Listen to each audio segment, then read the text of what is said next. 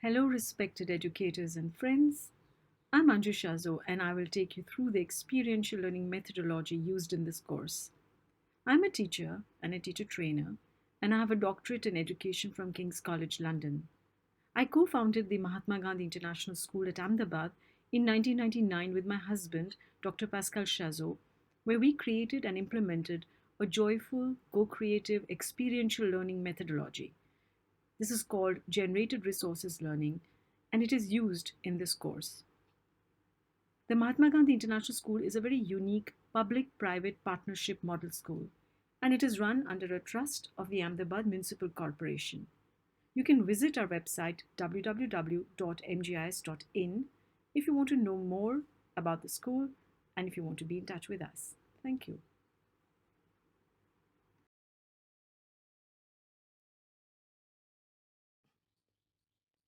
Many teachers ask us about the classroom practice. How do I really conduct an experiential learning class? Well, this can be divided into three very easy main steps. One is a starter activity, which goes on then to the main activity, and it ends in an overall reflection. Let's look at the starter activity first. We've already said that it's important for group bonding as an initiation into the topic, and also that it involves the use of different senses and the use of the body, something which is known also as embodied cognition. Let's look at some examples in this course itself of a starter activity. If you recall in the films, children walk around in space, they smile at each other, they greet each other. That is an example of a group bonding exercise. Another exercise you may recall is when every child becomes or represents a flying object, and that is guessed by other children. Now, this is again a starter activity and it is also embodied cognition. Let's go on now to the main activity. Here, it's very important that children are actively participating in constructing the knowledge. They are not passively receiving information from the teacher. As an example, we can see that even in the research, children are actively researching into the topic that interests them. They're also presenting their research in their own way, whichever aspect of the research interests them or the information that they find. The other aspect in terms of choices that they make is that they make their own paper planes and they're going from concrete to abstract. You may ask, what do we mean by choices? For example, children are asked to go outside and collect different objects. Here, children are actually choosing whichever object they want. The manner in which they classify the objects when they come back into the classroom is also left to the children themselves. So there are many aspects where the children can themselves choose to do certain things, represent in whichever way they want. This brings in a greater learner engagement and encourages autonomy. So you've seen that in this methodology also, from the concrete experience of actually making paper planes and then flying them, they're then proceeding to understand the abstract notions. At that point in time, later on, the teacher can then bring in definitions or explain or bring in terminologies and even jargon. Finally, there is the overall reflection. This reflection is on three axes. One is what did they do? How did they do it? And why did they do it? What was the purpose? What did they learn out of it? And this is an interesting exercise even in terms of metacognition for the children. We begin by doing this reflection individually, and then it proceeds to group reflection. That means they exchange their reflection with each other, and then they can share with the whole class.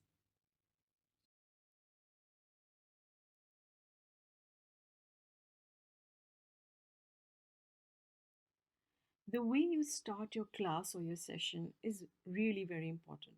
The starter activity is basically an energizer activity. It can also function as an icebreaker and it helps in group bonding.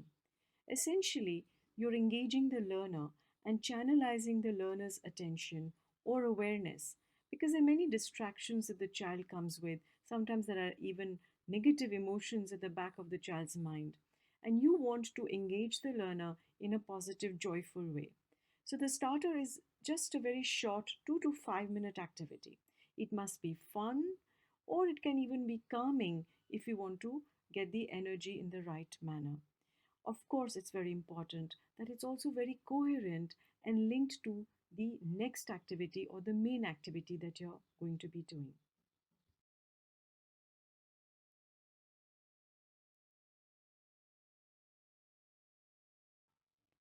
The idea of this particular course was to find an activity that was simple and easy to do and that would introduce the teachers to the experiential learning methodology.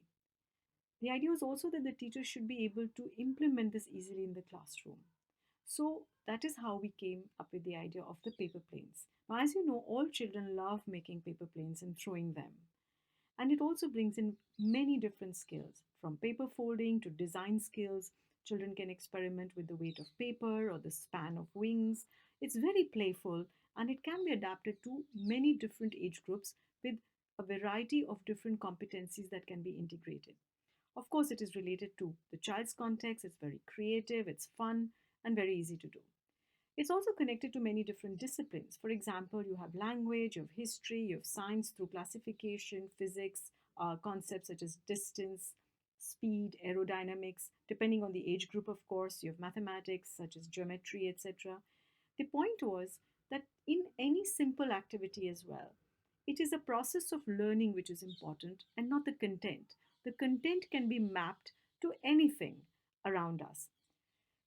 The other idea was also that, there's a lot of experimentation through this. For example, there's a hypothesis: if I change the wingspan, if I change the tip, how is the plane going to fly? So, all of this is encouraged. Children can do it through play, they can experiment, and this encourages a scientific way of thinking. And finally, it's so important because it's also a metaphor. After all, which human has not thought about flying? Flight is something that releases us, it liberates us. It's there as a metaphor in literature, in history, and also the importance of the integration of mindfulness into the curriculum was possible through this. Here, if you notice, we have done a simple mindful activity with the children writing, expressing their inner emotions after uh, relaxing breath work and with music and some sort of a guided meditation. It's very important that children should be able to release whatever their emotions are. And very often, emotions and intuition have not been given their just and due place in education. Therefore, it's important to also include them in our classroom practices.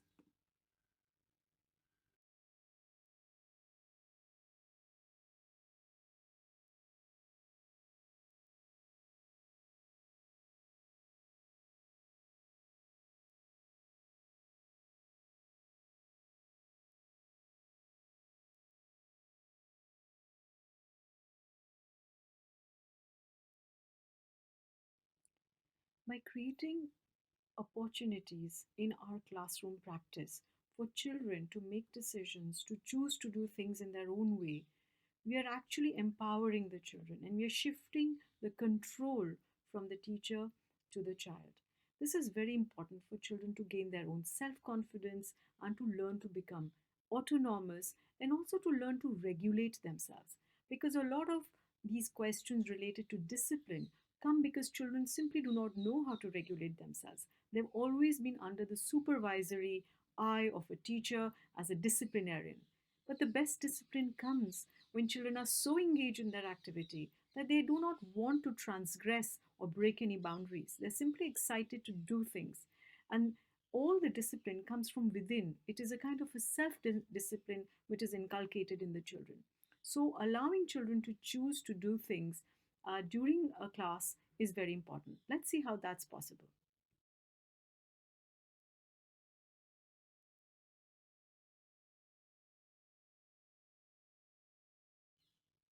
As mentioned earlier, in this particular screenshot, children have gone out of the classroom and they are told to find any flying object. So they come back and they classify these objects according to their own criteria. Once again, as in the previous slide, though this is an older age group, the other groups are simply observing how they've put their objects together and they're guessing what is the criteria that this group has used in order to classify. This is not only a great fun activity, but it's a very, very intense and intelligent activity because it also allows children to understand that there is no black and white in classification. Classification is simply a choice that we are making of grouping things in a particular way. And this then opens their minds to much more experimentation and scientific ideas.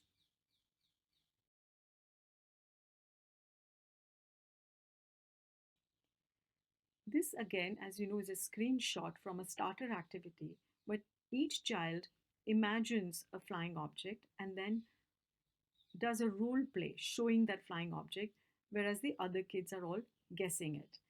It's a fun game, it's guessing, it's embodied cognition. And again, the children are free to choose whatever they want to show. There is no judgment, there is no right and wrong. It's just fun, it's play, it's creative.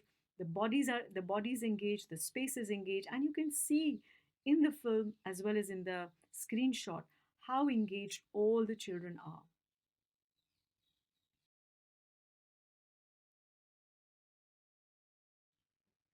This is again an example of how children can be allowed to make choices.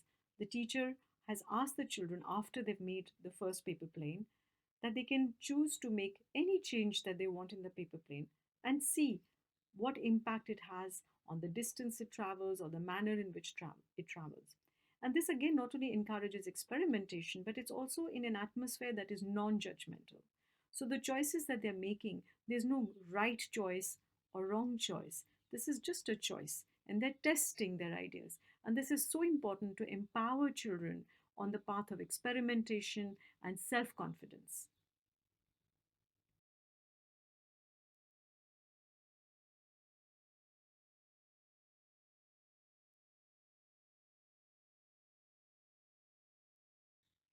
In this screenshot, you will see that the children have been asked to represent the plane using their bodies in subgroups.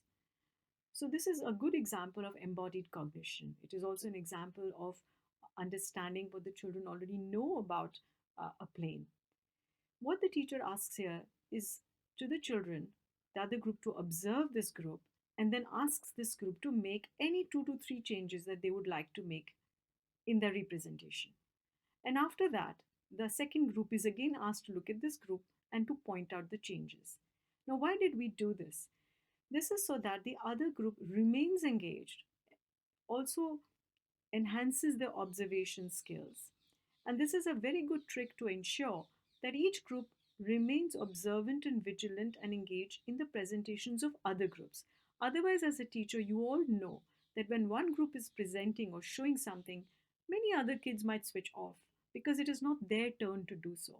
So, this is a simple trick to always ask the other group to point out a change or to make an observation or to make a suggestion at the end of it, and that keeps the entire class engaged.